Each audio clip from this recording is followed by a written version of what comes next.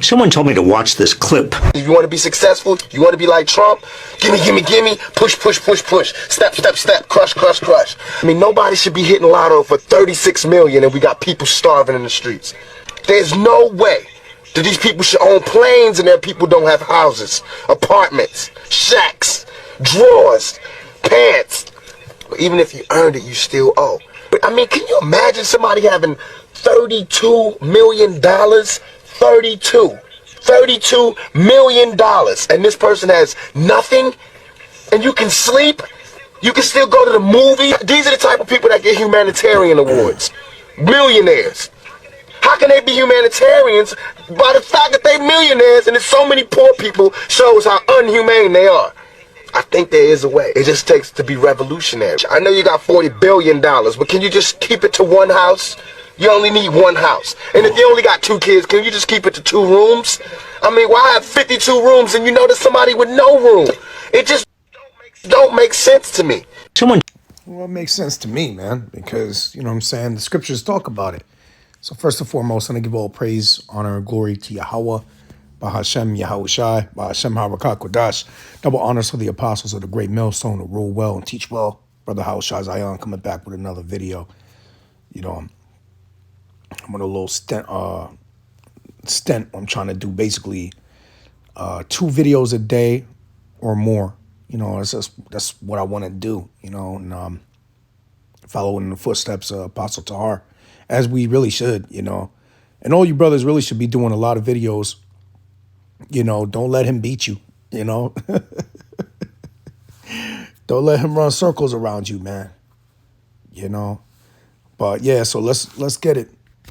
Now, let's talk about this, man, because I really, you know, she doesn't know. She need to know what it is, man, what she's doing is wrong. Speaking the root of all evil, okay? The love and really that lust and pursuit of money. See, Esau did that stuff, man, with his capitalist society.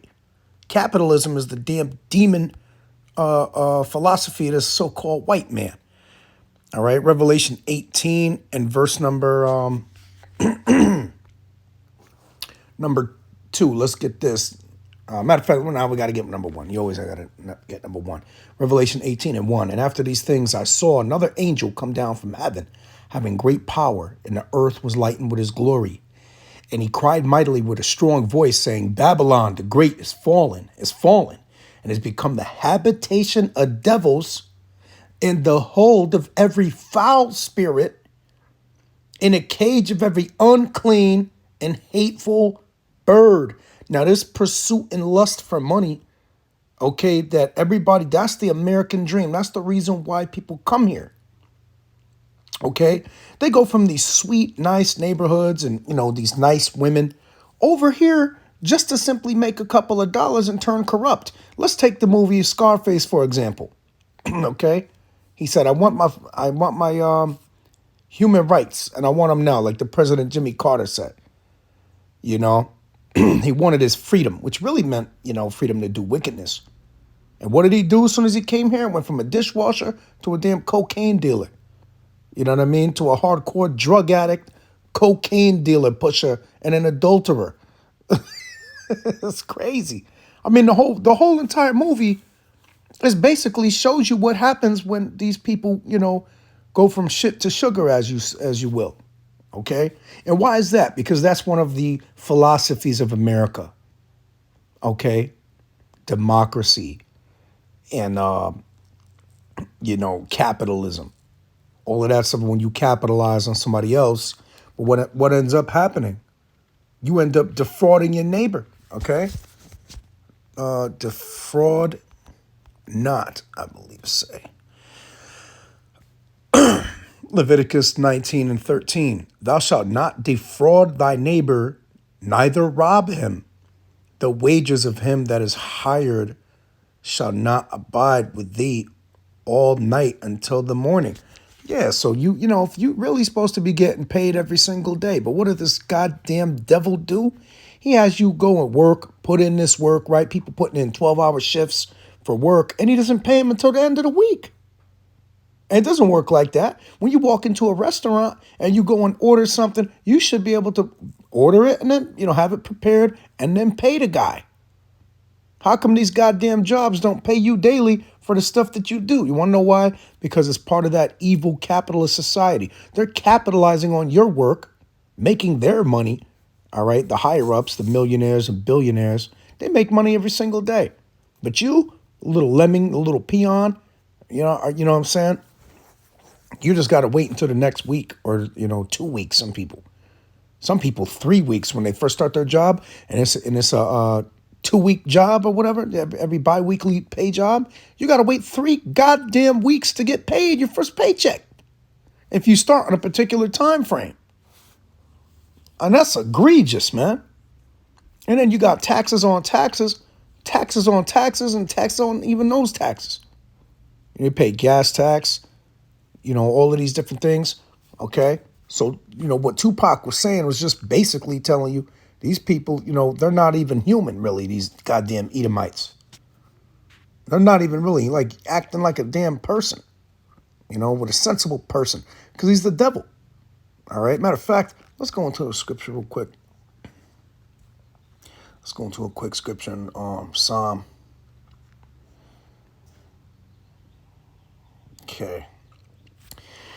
This is Psalm 10:1. It says a prayer for the overthrow of the wicked, and this is a good one to pray down Esau, that devil. Why standest thou far off, O Lord Yahweh? Why hidest thou thyself in times of trouble? The wicked in his pride doth persecute the poor. Let them be taken in the devices that they have imagined. For the wicked boasteth of his heart's desire, and blesseth the covetous, whom the Lord Yahweh abhorreth. And that means to hate, to disdain, with abominable hatred. The wicked, through the pride of his countenance, will not seek after the Most High. The Most High is not in all his thoughts. His ways are always grievous. Thy judgments are far above out of his sight. As for all his enemies, he puffeth at them. He hath said in his heart, I shall not be moved, for I shall never be in adversity. Exactly. And that's what the so-called white man thinks. He thinks he's never going to go down. They talk real prideful, even Donald Trump, DJ Trump. See, yeah, man, if Ukraine or, if Iran does anything that's not, they're going to be real sorry. They're going to be real sorry. He talks like these other nations can't take his ass out. And they surely can, okay? You really don't even have the personnel to respond. But again, it's just like when they sought to take out Yahweh Shai, they couldn't touch him because it just wasn't his time. And in like manner, on the opposite side of the spectrum, Esau is not getting taken out because it's just simply just not his time yet. All right. So the Lord said he's going to be wars, rumors of wars, and different things are going to unfold, and certain prophecies like the mark of the beast, the RFID microchip, which is going to get issued prior to the World War III. All right. And then the destruction of America is going to come. And there's a lot of things to happen before this devil goes down. However, let's go back to the scripture. Psalm 10:7, it says, his mouth is full of cursing and deceit and fraud. Under his tongue is mischief and vanity. He sitteth in the lurking places of the villages. In the secret places doth he murder the innocent. His eyes are privily set against the poor. Yeah, that's you Israelites. All right, that's why he puts these tariffs in place. And he also puts these different, these rules to basically make the rich richer and the poor poorer, okay? They put these Section 8 housing and everything, and women fell for it. Hook, line, and sinker. One of the prerequisites was that you had to kick the man out of the house in order to receive that blessing from Esau, which really is a curse onto you women, because when he goes to take it back, you're going to be screwed without a man. And then you think the man's going to take you back after you took, you kicked him out and betrayed him and was sleeping with Pito and Paco and, Junito. And who else, man? Tyrone. Don't forget about Tyrone. Junie. You know what I'm saying? And everybody else. And Peanut, little Peanut. Everybody going in there, coming in and out of your house and stuff, selling drugs out of your house, using your house as a hangout spot to sell drugs, as long as they give you free drugs or whatever. See, these women got it coming, and this is part of the wickedness and the capitalism of Esau, which is capitalized from the beginning when, remember, America was founded on bloodshed of the so-called Native Americans originally, and also the so-called black man as well, Hispanic as well, okay? All lumped together and they're classified by the color system. If anybody colored, you wasn't able to come in and mix and mingle with them. All right, the Indian Removal Act, various things that you did, slavery, chattel slavery. Okay, I could go on and on. I could go on and on, literally. This video would be an hour long just talking about the atrocities that you've done. Okay, so that's part of it, and is ultimately setting your eyes are privily set against the poor. Behind closed doors, your little bureaucrats are over there passing these legislations to make these spending bills where they're giving the woman money so that they can usurp authority over the man. And that's egregious. They're killing the nucleus of the family, which is the power structure of a man, is ultimately having the family unit be together. And the culture, like I put in the other video, the culture shift is responsible from being destroyed by the so-called black woman. And she's given a gift. Remember, the gift destroyeth the heart.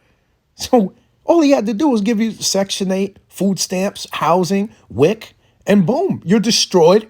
All right, you're pumped up with pride. And what's it say in the scriptures? Pride cometh before what? A fall. And therefore, when the woman falls, okay, so does the whole family, the culture. And they're over, and the man's in jail, and mission accomplished from Esau. Verse number 8, this is Psalm 10 and 8. He sitteth, and it's lucky for the long-winded response, it's got to break it down. He sitteth in the lurking places of the villages, in secret places doth he murder the poor. Verse number 9. He lieth in wait secretly as a lion in his den. He lieth in wait to catch the poor. He doth catch the poor when he draweth him into his net. Yeah, and that was not happening during the time of the treaties of the so-called Native Americans, which is the tribe of Gad. Did they not make those treaties with them and then kick them out and shoot them in the back, or peacefully just relax and go, all is well? All right, man, we'll see you next Tuesday, man, for sure, brother. Yeah, definitely. Yup, absolutely. Hey, man, you my man, man. As soon as he turned around, pow. Verse 10, he croucheth and humbleth himself, that the poor may fall by his strong ones. See? He's a trickster in true form, like that movie 300. Verse 11, he hath said in his heart, the Most High hath forgotten. He hideth his face. He will never see it. Arise, O Lord Yahweh, O power, lift up thine hand, forget not the humble. And yeah, guess what? That's talking about the Israelites that are of the elect, because the Lord's ultimately going to, what? He's going to come in and avenge his people, all right, and save them from their sins. And it's talking about those who are of the elect, okay, the chosen of the nation of Israel, because not all Israel is going to get saved. 2/3 of you got some splaining to do, man, with those missiles. When the Lord destroys you, okay, you're going to be stuck over here. You're going to really know pain at that time when you get the lake of fire, okay? The first death was the flood. That second one's going to be astronomical destruction upon you, man. And the likes of which you have never seen, okay? So that's ultimately what's going to happen. All right, let's go back to this video now and listen again. Told me to watch this clip. If you want to be successful, you want to be like Trump, gimme, push, step, crush. I mean, nobody should be hitting lotto for 36 million and we got people starving in the streets. There's no way that these people should own planes and their people don't have houses, apartments, shacks, drawers, pants. Even if you earned it, you still owe. But I mean, can you imagine somebody having $32 million? $32 million, and this person has nothing, and you can sleep, You can still go to the movie. These are the type of people that get humanitarian awards. Millionaires. How can they be humanitarians by the fact that they millionaires and there's so many poor people shows how unhumane they are? Well, the Lord did say, you know, the poor shall always be among you. So just because you got money doesn't mean you have to give it to the poor people, because they could be wicked. And the scripture says, give to the godly man and not the sinner. All right. So if anything, we're going to be giving money to the apostles. We're not going to be giving money to bug out devils who's sitting over there just because you don't have anything. Remember, the scripture says, consider the ways of the ant, thou sluggard. I remember Job also, who's basically a representation of the elect, right, of the nation of Israel. He had many things, man. He had a lot of stuff. Okay. But remember, man, the Lord giveth and the Lord taketh away. You have to understand, there's a time to laugh and a time to cry. He said, shall we not receive evil from the Lord and the good? Okay, so there's going to be ups and downs, ebbs and flows in life. Okay, certain things are going to happen, and, that's just how it goes. But the main principle is, in respect to Esau, Edom, he has this notion to just crush and destroy. Like he said, that's Esau's mentality. More and more and more. He want to put people in slavery. With the RFID microchip. That's next. Okay? World domination is his game. That's his end game. All right? I think there is a way. But I just did want to say real quick, Abraham had a lot of money as well. So the money is not making anybody wicked. Okay? Because money just reveals character anyways. What are you going to do when you get the money? And let me tell you this too. If you're bad with your money, there's a scripture about that too. If you're not faithful over your money, how can the Lord trust you with the true riches? It says it in the scriptures.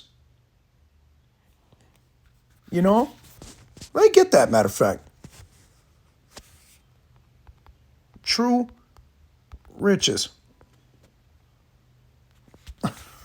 Oh, looky you. Check this out, brothers. Luke 16:11. If therefore ye have not been faithful in the unrighteous mammon, money, who will commit to your trust the true riches? You think that, and you know what? That correlates perfectly. If you don't understand that, listen, if you're not good with your carnal money, how the hell is the Lord going to trust you with the true riches, right?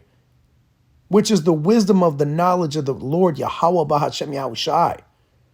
Okay, one of the best things you can do is give alms, okay, to the apostles on down, whoever you're learning from, all right, who your teachers, or just the body in general, give alms, man. And pray. It's better to give than to receive. And why? Because it's important, man. Charity covereth a multitude of sins. Prayer is good with fasting and alms. Those who exercise those shall be filled with life. Roughly paraphrasing the Tobit 12:9.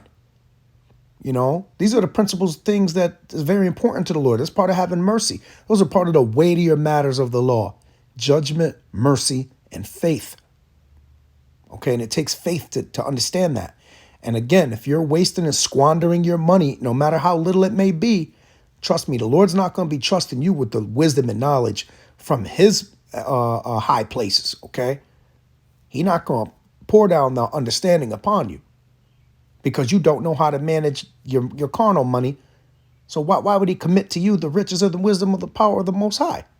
You're just going to squander that too. You're not going to do your due diligence. Okay? And to be honest, that makes a lot of sense, man. Because I believe there's a scripture that says money is but clay to wisdom, or silver is but clay to wisdom. Okay, and meaning that there's no comparison. You could be a billionaire, millionaire, zillionaire, but if you don't have the knowledge, wisdom, and understanding of the Most High, you don't got nothing, and you can't make it into the kingdom just because of money. Remember the example of the rich young man. He was all hung up on his money. That's why he said, "Go and sell everything and go sell it and come and follow me." And he went away sad, man, because of his big amounts of possessions. He was too stuck on stupid. He was too stuck on it, man. All right, don't worry about money. You can always get it back too. You can always earn it back, or the Lord will help you manifold.